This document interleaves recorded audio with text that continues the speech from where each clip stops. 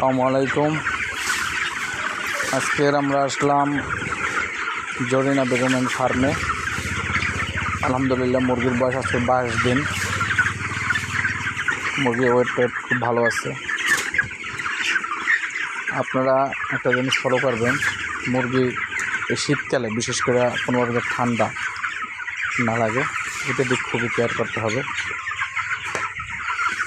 মুরগির টেম্পারেচার ভিতরে যদি তাপমাত্রা খুব ভালো রাখতে হবে। মুরগি এখন জমাট বাঁধে তখন কিন্তু খুব খারাপ অবস্থা হয়, ঠিক আছে?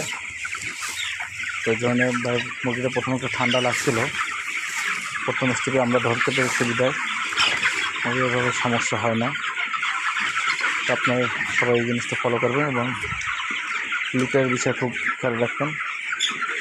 এই ফার্মটায় একটু লিটার সমস্যা হয়, তো পায়খানাটা নিচের দিকে কম পড়ে, কিন্তু গ্যাসের সমস্যা হয়। গ্যাসের সমস্যা হলে কিন্তু মুরগির ওয়েটটা বাড়ে না, ঠিক আছে? এই জন্য এই বিষয়গুলো আপনারা খেয়াল করবেন, ঠিক আছে? কিন্তু মুরগি মোটামুটি ভালো আছে, ওয়েট ভালো আছে।